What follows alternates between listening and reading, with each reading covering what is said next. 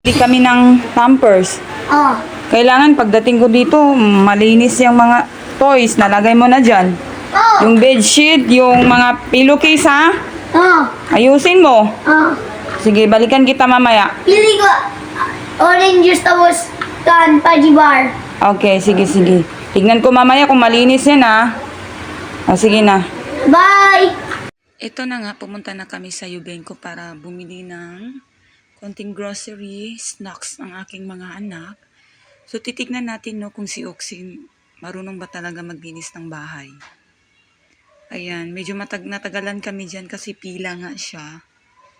Ayan, sobrang konti lang yung binili namin. Mga importante lang talaga. Patapos na kami at pauwi na.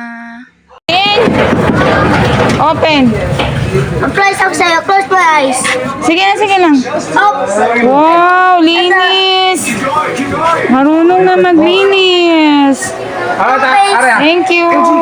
Pagkain Good job, marunong nga maglinis si Oxin. At the age of 5 years old. So proud of you, anak. God bless you mo. Hindi ko siya tinuruan na maglinis. Siya lang talaga nagmamasid sa akin. Sa tuwing ako'y maglilinis, tinitignan niya na yung anong ginagawa ko.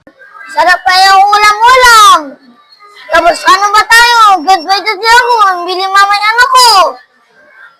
Na. Bili ako ni Jollibee mama. Sarap pa yung bili mama. Hello guys. Vlog na ako. Subscribe at channel. Bye.